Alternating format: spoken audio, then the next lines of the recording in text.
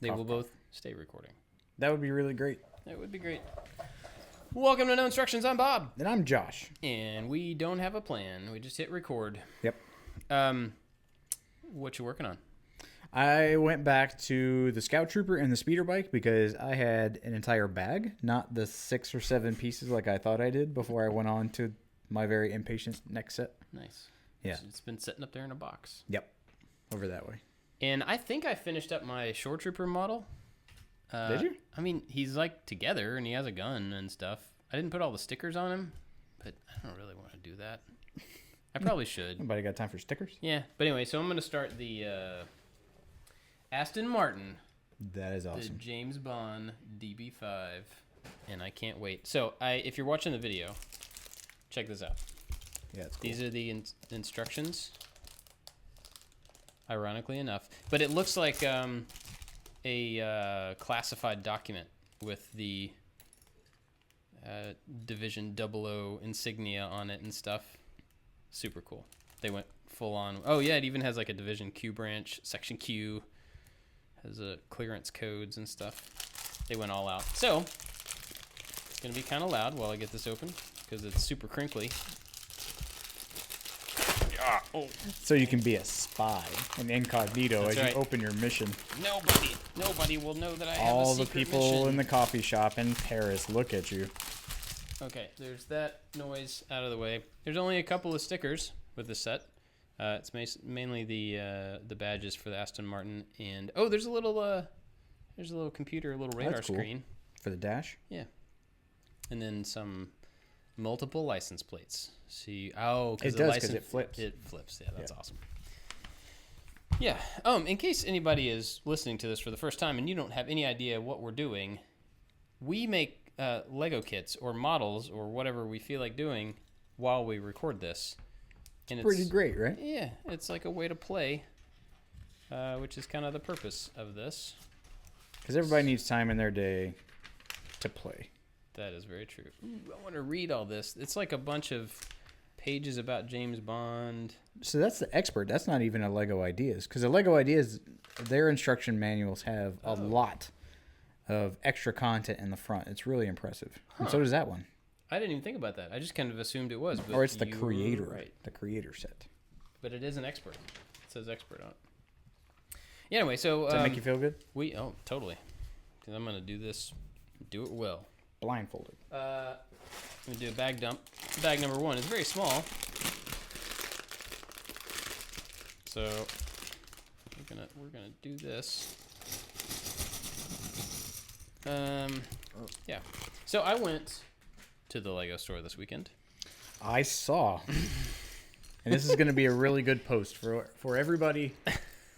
Let me see. This comes out on Tuesday. So for everybody on Monday, I'm going to post a picture on the No Instructions Instagram of what you did and my reaction to what you did. So I can't say it now? Oh, no, you can totally do it because it'll be out before people hear it. Oh, okay.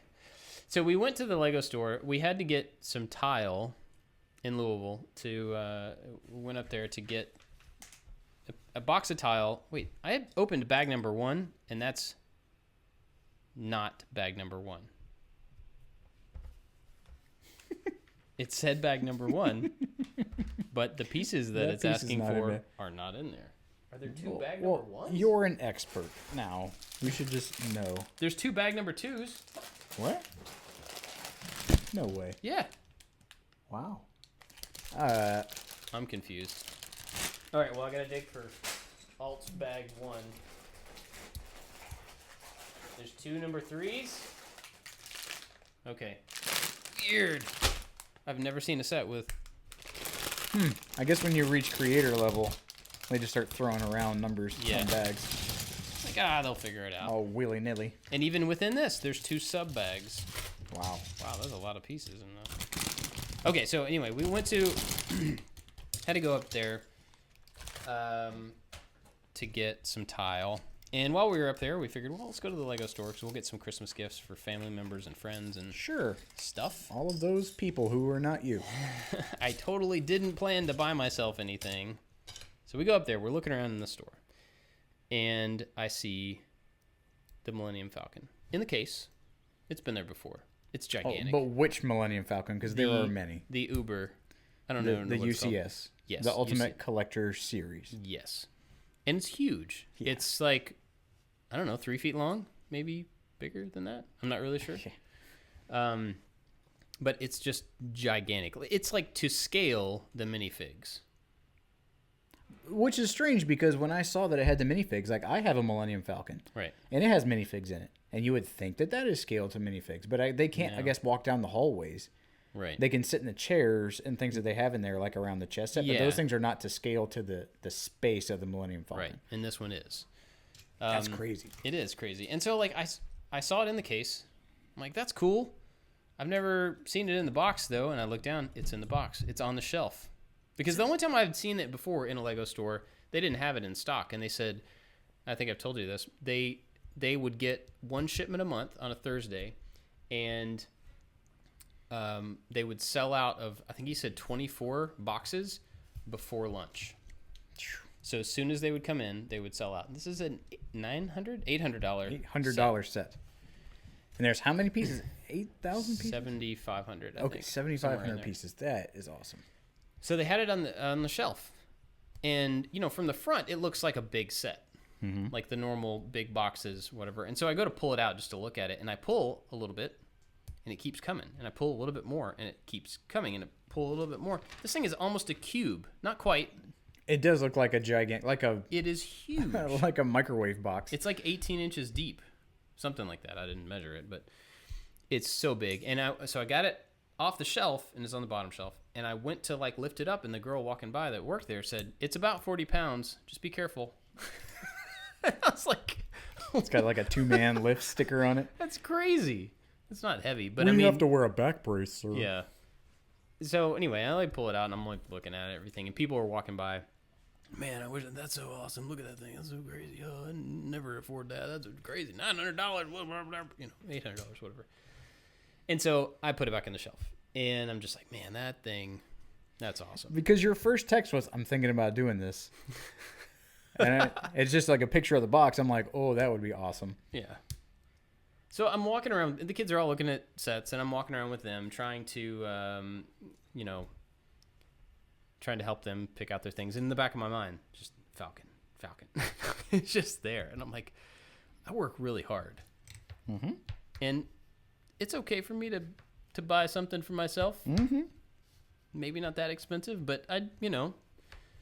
And so I'm walking around with Jenny, and I said, I'm kind of thinking about buying that Falcon. She goes, "I do not give you permission to buy that." She was like straight up. I said, "So does that mean you're going to stop me from buying it? Like you don't want me to?" And she said, "No, I'm not going to stop you, but I don't give you permission to buy it." And so, you know, we walked around the store for 30 or 40 minutes, and we go up and we're checking out, and we've got a bunch of other stuff for other people, a bunch of gifts, and the kids, some of them had money, and so they bought little sets with their money. So we go up and we're checking out, and the register is right next to where this box is on the shelf. That's convenient. Yeah. You don't have to go very far. Imagine that. So it's right there, and she's scanning the things, and I just reached down and picked it up and put it on. And it was kind of an impulse, but I'd been thinking about it for 40 minutes in the store, you know. It's more than enough time to mull over proper decisions. Yeah. Yeah. I should have not gotten it, but I did anyway. And I don't really feel bad. I kind of feel bad about it. Why? Because it is a huge amount of money for something that is, it's just indulgence. Yep. That's all it is. It serves no other purpose other than me just wanting to have the experience of putting it together. The end. Are you harming anybody by doing this? No. Are you misallocating that money? Possibly. I think that's the thing that I kind of get to. It's like I'm a steward of what I've been given. Right. And so there's part of me that's like, man, I don't know. That's excessive. It's an excessive use of for pure pleasure enjoyment, which is not a bad thing. I mean, it's not. No. It could be worse. But I don't know. I don't feel super bad about it. I'm not going to take it back. I hope you don't. Think. But if you do, I'll help. Okay. I'll help relieve that that burden.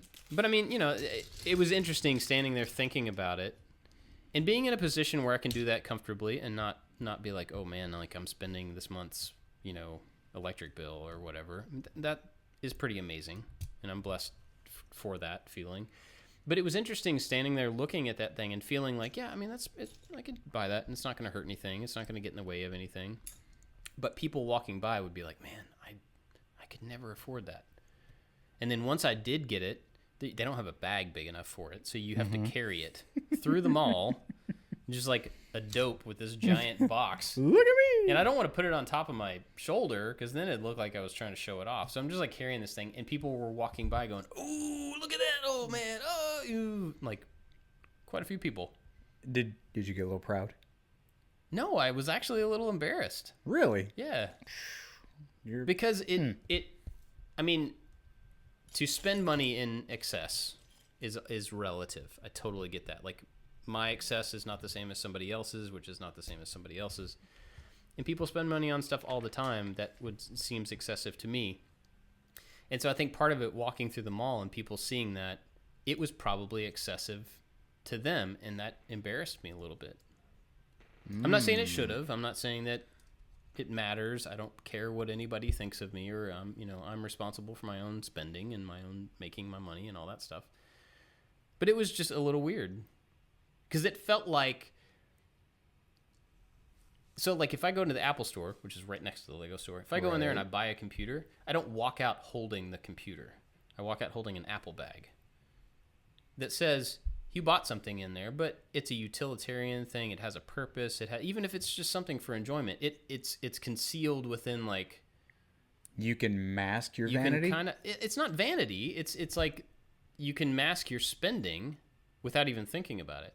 But like if you have to walk out of a store holding high in plain sight the thing that you spend a whole bunch of money on, it feels different. And I'd never thought about that before because, I mean, you don't have to do that usually, But even like, okay, so imagine I go to Best Buy and I walk out with a TV, a 60-inch TV. That's kind of excessive relative to a few years ago when like 60 inches was like, 60-inch TV. Yeah. Now it's kind of the norm because you can't really get them much smaller than that. But to walk out with something like that, it didn't, like, I've done that and I didn't feel embarrassed by that or anything. Because it was like, this is for the family. This is a thing that we're all going to use and we're going to enjoy it. So it's not any different. It really, I mean, it's still spending on money on something publicly that's not like food. Yeah. Or, I don't know. I'm not worried about it. I'm not upset about it or anything. But it was really interesting to be caught in that position, walking through the mall, holding this thing that people were looking at and be like, I feel like I'm being excessive with my money publicly. I don't know. It was different. That's interesting. I'm not sure how to dissect that. Maybe there's nothing to dissect. It was just a new experience. Well, remember we were going trick-or-treating, and we went by that one guy's house who owns the orthodontist place. Yeah. And our friend Chris was like, that's the guy that owns a Ferrari. Yeah. I'm like, well, that's cool. Good for him. He's like, no, I want to see it. I'm like, so go up there. I mean, their door is wide open. Out of any day of the year, they're pretty accommodating. I'm like, go up there and ask to see his Ferrari. He's like, no, I can't. And so that would be the weird, expensive excess that you're showing off, but just in a whole different context. Like, this is your geeky, nerdy. You're the geeky, nerdy king of the mall right now. Right. Not the guy driving the Ferrari around that everybody covets the car. You get a certain amount of people that are coveting your giant Millennium Falcon. Yeah, and I think maybe that's part of it. Like, I wouldn't naturally show it off. Any of my spending. I wouldn't go buy an expensive car and then go drive around the parking lot of the mall so everybody knows I have the expensive car. You know what I mean? But people do that. Oh, so you feel like you're being showy with your money. Because Did you feel like if someone would approach you that you would have to apologize in some way? No, it's my money. I'm responsible for the spending, good or bad, of it. No, I don't feel like... Well, I asked that. Not in a, like, you would have to, like, seek someone's approval, but the house we used to live in Georgia, like, it was a baller house, and I had a job that we could easily afford it, but it was opulent. It was big, it was huge, it was in like the fancy neighborhood, And so when people would come over, they were like, wow. And I'm like, yeah, you know, I mean, but we're renting it. And I would talk myself down from it, and I would walk back the justification that I'm allowed to have a thing because I can afford it. I live within my means. I make responsible decisions. But I still felt like I don't buy $800 Lego sets. Sorry, go ahead. What was my response to you? You said I'm proud of you. Yeah, I'm proud of you. Which was really ironic. It was funny. Because in the moment, I was going like, I feel kind of stupid. Anyway, I'm proud of you because you bought that. And I knew that you had a struggle. Not just because the box was huge. But why is that? Why did you know that I had a struggle? Because it's the same thing. It's exactly what you're talking about. Like, you're very humble. You're a proper steward of your money. It is like what we have here on the table, like we can claim as a business expense, which is silly and magical and awesome at the same time. And then to go like, yes, I want to buy that thing too. I want to have an arcade in my house. I want to have an R2-D2. I want to have a mannequin of a stormtrooper. Like, you're building up the hall of geekiness, and it's awesome. But I still feel like those are individualized like decisions, not like I need to add more to the thing. I need to add more to the thing. Right. Like, that's a purposeful build. That so was that, and so was that. But this one is just, I want to build and have, and it's not directed at an end result. And I think for you, you're always focusing on how can this justify itself, or how can this be a piece of content, or how can this thing serve a purpose in some fashion. If it's awesome and it's geeky and it's cool, that's just icing on the cake. Right. But this, you are walking around the mall with a tub of icing. That's an interesting way to put it. And people know that, like, there's no cake in there whatsoever. Right. There's no vegetable in sight. It's pure indulgence. Yeah. And I think that's the thing, that because that is maybe a little different than how I typically act. Or, I mean, to be honest, though, if you look at all of the other sets that are in this room, things that I've spent money on for the same purpose, they add up to the same amount of money, probably. True. And probably fewer pieces. And I'm sure out of all of the cake in your life, cumulatively, you would have eaten that amount of icing. Yeah. Yeah, it maybe not a big deal, but it just, it was different. Felt kind of weird, but I am excited about building it. But I would have had the exact same. You have another bag number one. Another bag number one. You got a lot of one happening there. But I honestly would have felt the same way. Yeah. Because there's a lot of things, and I get pouty like a kid, and I'm like, no, but like, why not? And like, I should, but then you have to be responsible. Mm-hmm. Like, you have to take care of your people, you've got to take care of your business, you've got to take care of all these things. And to have something that is just indulgence and opulence and just like I don't know, what's the other word I'm looking for? But it's not vanity is not the word, but does that feel a little irresponsible, even to have a thing like that? Well, that's a sliding scale. Because, I mean, someone go, well, like, why would you have more than one guitar? You can't play. You only got the two hands. Like, you don't need all that. Fair enough. And so someone else's justification of need versus desire, or need and want, people are at different places in their life. And so you can't really, I mean, and this is America, so you can't go up like, well, you can't have that because you don't need it. Like, right. Well, yeah. You are doing well. Your business is running great. I mean, I'm getting paid, so that's a good thing.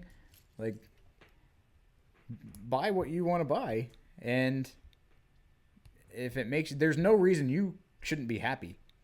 Well, I agree, but I also fully recognize that I don't need that or anything else, in this room to be happy. True. If someone were to give you that as a gift, would you tell them to take it back? Probably. For those very reasons? Yeah. But what if they were like, no, man, like, it's good. What if Forby and I together were to pony up? We have to return it now, Forby. But yeah, right. We were to come together and you go, you know what? We got you this. Because we know that's something that you would feel some kind of way about buying yourself. and it'll take you a year to make. I probably would not accept it. Honestly. I mean, I would feel super weird about taking that from anybody because it's just a huge amount of money on something. It's not like I have bills to pay and somebody gives me money to pay the bills. I mean, I would be really humbled with that as well, but I don't. I think the gas company should take Lego. I think it should be currency for some people. I wouldn't want to get rid of them though. I wouldn't either, but I mean, I'm a bartering kind of man. So if someone came up to me and was like, "Hey, it's a little low this month. How about, a big Lego set?" And you're like, I would have to think twice about saying no. I don't know. Anyway, I didn't really want to talk about all that. I guess I wasn't aiming for that, but it was just a weird, different kind of experience. Is there anything else in your life that you've had this conundrum about? I mean, lots of little things, but I do think there's a utility to most things. Right. Even if it's a stretch, there is a utility that you can come up with, that I can come up with to justify multiple guitars, for instance. Mm-hmm. Well, they sound different. They do have different purposes in playing music or whatever. When you're playing shows, you need to have a backup in case the string breaks. You don't have to stop the show. Like, there are things I could come up with, whether they're valid or not. But this one, there's no thing. We could turn this into a piece of content. Yeah, and there doesn't have to be a thing. And I think that's part of what I'm just not used to, is that, like you said, I tend to have a reasoning or a goal for stuff like that, and this one doesn't have one. It's just for fun. So it's just new, just different. That's all. What did the kids say? Oh, you really got that? Can we play with it? Nope. No. Oh. But honestly, they didn't even they didn't freak out. They didn't, they expected it. They were like, oh, okay, well, that one's for you. Because they historically have gotten me, Jenny and the kids will all get me a big Lego set for Father's Day and my birthday and Christmas. That's what I get. It's just a big set, which this is my big set for the year. Yep. Probably for all three of those events this year. That's fine. Totally fine. Now, how are you going to build it? Like, besides the act of putting it together? Because, I mean, poor Voltron over there took us, like a month and some change? Yeah, I don't know. And so this is three Voltrons. I'm not really sure. I did think about actually doing segments of it with the kids. Which is not something I would typically do, but I thought it might be kind of fun to take one kid at a time and to do like a little section just to have like some one-on-one time with them, and then do some of it on here, and then just kind of space it out. Are you gonna tackle box it?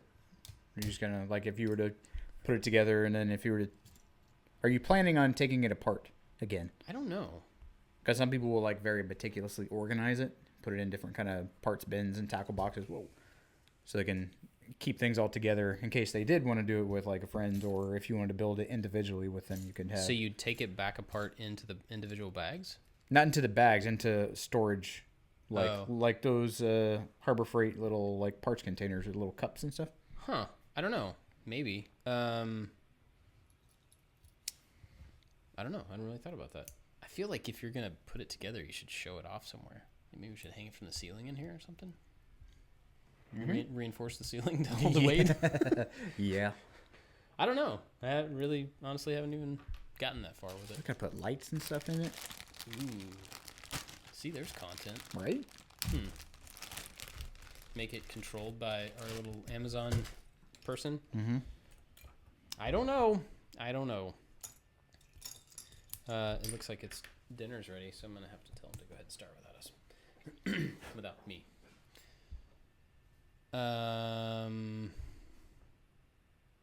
What's happening? Hold, please.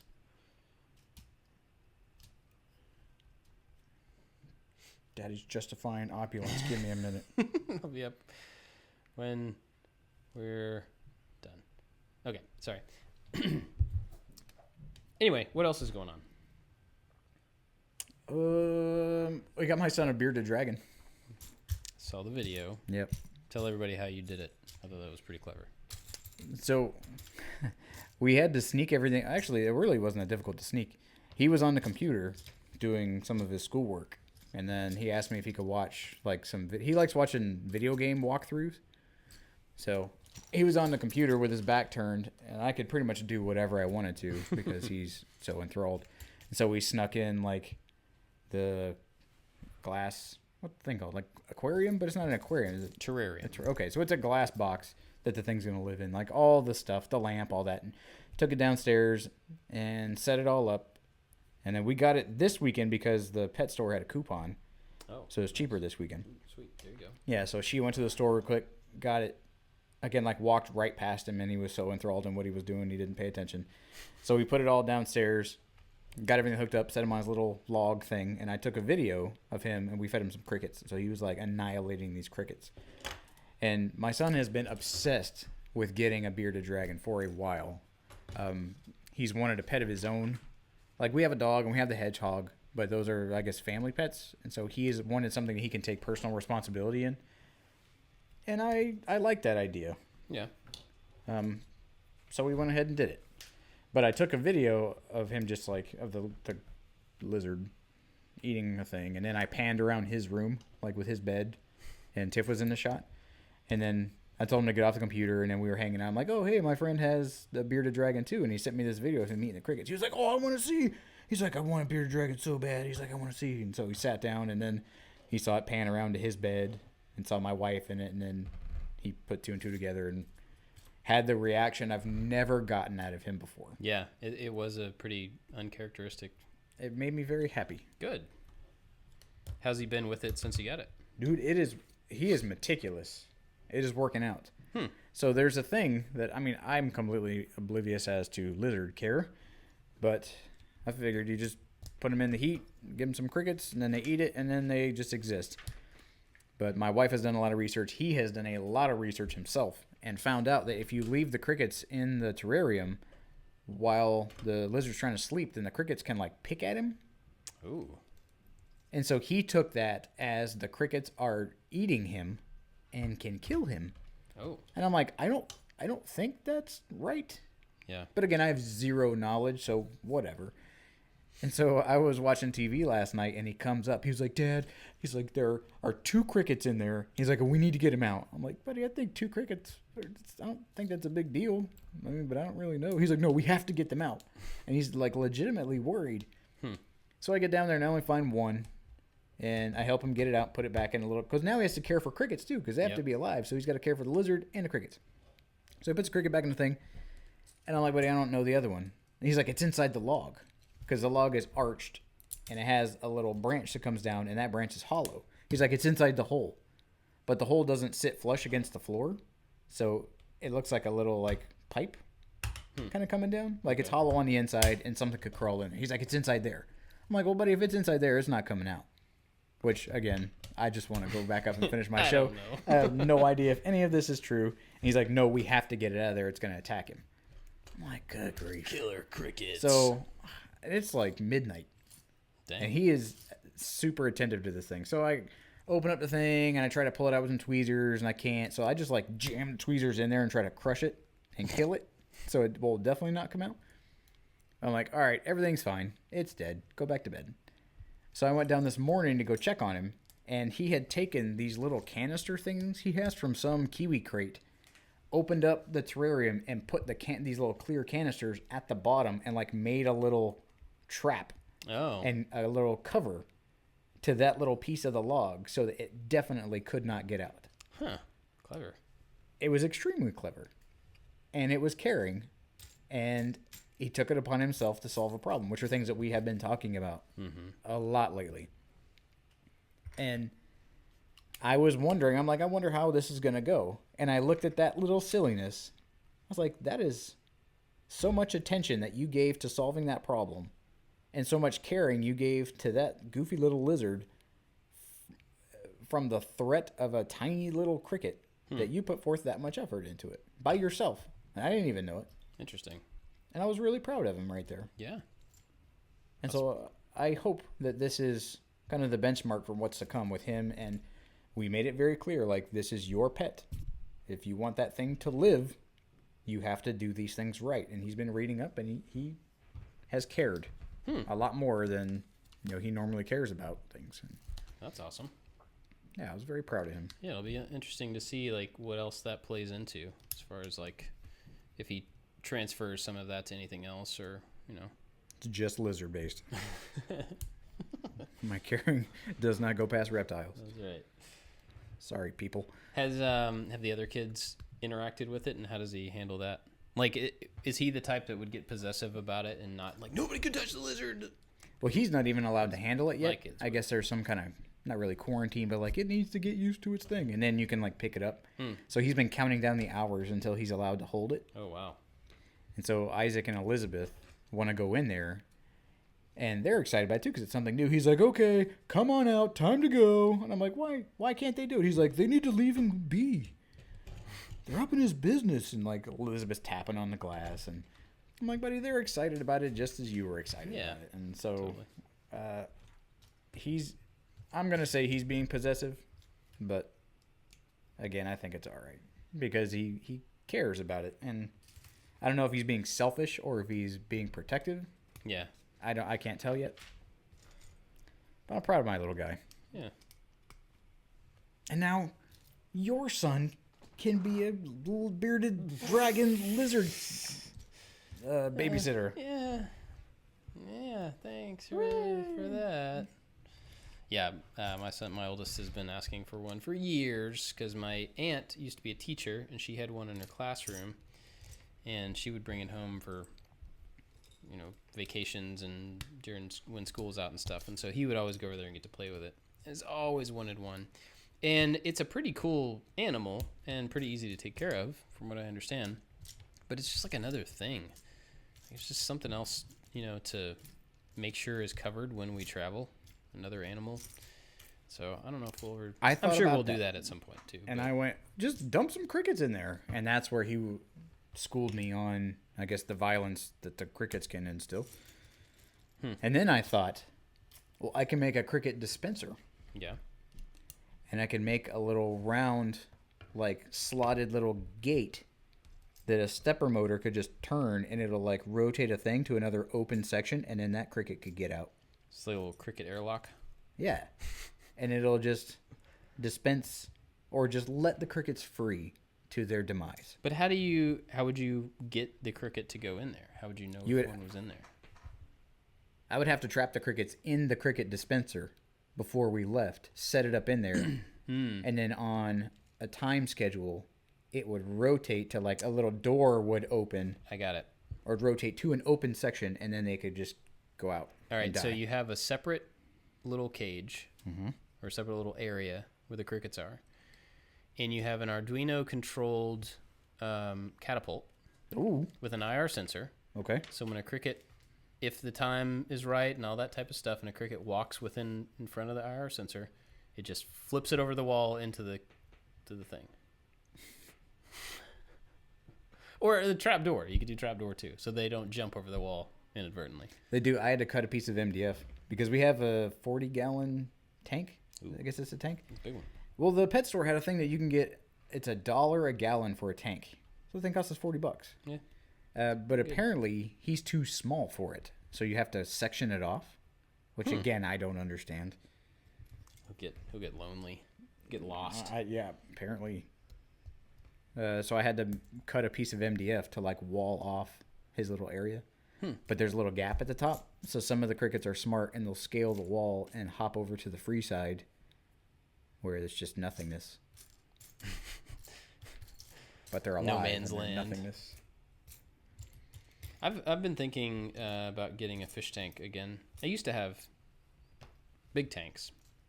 I've had like a 75-gallon, a 55. I had those two at the same time. I had a couple of 33s long at the same time. So I've had a bunch of big tanks over the years, and they were all freshwater. I always like planted freshwater tanks, like tons and tons of plants with just a couple of fish. I think they're really pretty. But when I started I Like to Make Stuff, I stopped taking care of the tank that I had because I just didn't have time and it wasn't a priority. And then I ended up selling the tank after I shut it down. And, like, it was shut down for a long time, and then I sold the tank. And then, we moved, and that was really good not to have to deal with the tank. But now I'm kind of like stabilized a little bit more. I don't have tons of time, but I have a little bit of time I could put into it in the evenings to take care of it. So I kind of like to, but I also don't know where I would put it. So it's like I wouldn't get one as big as I've had it before. It would probably be smaller than the tank that you have for the bearded dragon. I don't know. Might one of these days. But then again, it's just another thing. It's another thing I would have to do and take care of and make sure it was fed. Yep. I came to the realization that the pool that we have at our house is my pet. Yeah. I don't need a pet. That is about the truth. Yeah. It takes more care than a pet would typically. Like, our dog Buckley is cool. Hooray for Buckley. Hooray for Buckley. But, I don't know. I didn't really have pets growing up. We had a dog and I think maybe like a cat. But it wasn't until my wife and I got our dog Brody, when we got married. And even then, he used to frustrate the crap out of me because he was a puppy and he'd chew up everything and he'd bite everything and he'd pee in the house. I'm like, grr. Yeah. Like, I'm doing this on purpose. You could just be living your life somewhere. I paid money for this. Yeah. Yeah, we didn't have dogs or cats growing up. I had a rabbit and I had fish. I think that was it. But I had the rabbit for a long time, and it was crate trained, so that it had a crate in my bedroom, and I left the door open most of the time, and he would go like hop around the house and just do whatever, and then he'd come back and poop in his cage, and then go hop around and hang out. It's pretty awesome. He's real skittish, he didn't like play a lot or anything, but he was cute. And rabbits can be scared enough that, like, when you try to snuggle them, they're terrified, so they just stay still, so that you can snuggle them. But, I'm having a good time. Yeah, this is so much fun. Yeah. Anyway, well, what else is going on? Anything? Oh, I was on another podcast the other day. Oh, yeah. Yeah. Tell us about that. It was Brandon's podcast. Brandon, who edits this show and edits making it. I said that right. He has a show called The Make or Break Show, and it's really great. And he's had a lot of really good people on there. You've been on there. A lot of people I know have been on there. I've listened to it a couple times. There's nothing against him. It's just I have a rotation that's hard enough to maintain of podcasts that I've already subscribed to. But I know of it, and it's always been packed with really awesome people. And he wrote me a message the other day, and he was like, I don't know why I didn't think of it. He's like, do you want to be on the show? I'm like, if you want to have me on there, I'll be on there. Be more than happy to. And so it was a really good time. He's really professional. Does a really great job. But yeah, I was on that show. Cool. Yeah. Maybe we can link that in the show notes. I should, I suppose. You should, you suppose. This. Well, anything else? We could do a short one today. We're only like 38 in, but we don't really have anything. I was thinking we probably should do a short one because, man, this project that we're doing now is killer. Yeah. But it's going to be great. It's going to look nice. I hope so. It does. It looks nice right now. Yeah. I just hope it all comes together, at the end. And then we got to move right into the next one. Well, that's not right. But it's cool. Any big Christmas plans? Yes. Yes. Well, we're doing Christmas at our house like we normally do. But people may have heard me talk about in various places that I do a Jeopardy game for Christmas. And this year I'm switching it up. It's not Jeopardy anymore. Did I tell you the name? No, you said you had a logo done for it. I but you did. Didn't say what the name I was. kind of went all out. I got real excited. And Jeopardy is cool. I love Jeopardy, but it's pretty unilateral. Like, you ask questions. And then in my thing, daily doubles were like the group challenges. I'm like, why can't we do more of that? I'm like, I can, because this is my game and I can do what I want. And so I tried to take a bunch of different elements from Christmas games, like the White Elephant or the Yankee Swap thing, like that's in there. You know, saying Christmas carols, bang, that's in there too. You like drawing pictures, sure. Charades, Pictionary, all the cool games. Jeopardy, sure, it's in there too. All of them. It's like the cranium of holiday gathering games. And it's going to be awesome. Sweet. So what's the name? I don't know if I should tell you. Oh. Or if I should let the logo just wow you.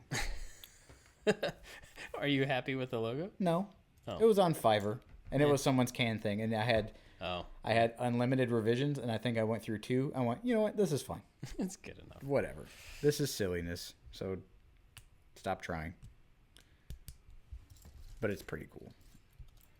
And this is not the right sticker. Well, now I want to know the name. Oh. All right, I'll tell you. You don't have to. I'll tell you. Okay. It's called the Christmas Eve, because it's on Christmas Eve. Extravaganza. Extravaganza. The game of games. Nice. I like it. Yep. It better have a really good logo. It's a moderate logo. Well, cool. I'm looking forward to it. How does this sticker go on here? Yeah, but I'm always really excited about doing that. It's really fun. It's the Christmas party that I wish that I had been forced to go to Christmas party, like not the kind of ones where I just sit in the corner awkwardly and do nothing. It's like, nope. This is for all those misfit toys who had to sit in the corner and do nothing for the longest time. It's time to get up, and it's time to do fun stuff, and it's time to be silly. It's my Christmas party. I can And do there's what food. I want. Yeah. There's food that I want to eat. Well, cool. Yeah. All right. Well, where can people find you? You can find me at the PI Workshop on Instagram or Josh Makes Stuff on Twitter. On Twitter. And both of us at I Like to Make Stuff on all the stuff. Yep. And if we don't talk to you, have a wonderful Christmas and a Happy New Year. Dude, that's next week. Yeah. That's next Monday. I know. It's crazy. Yeah. Yeah. Oh, we're going to get a van. Oh, The van that we talked about on here? Yep. That's happening. It's happening. So we got to go get the van. Like soon, right? A couple days? Yeah. Cool. Maybe tomorrow, maybe the day after. I'm not sure. But there's a lot going on. Yeah. We got massive project here. We got to go get a van. It's going to be Christmas. It's Man. nuts. Yeah, it's bonkers. Yeah. Cool. Have a good Christmas, everybody. Happy New Year if we don't talk to you. Yeah. And we'll see you next time. Bye-bye. Bye-bye.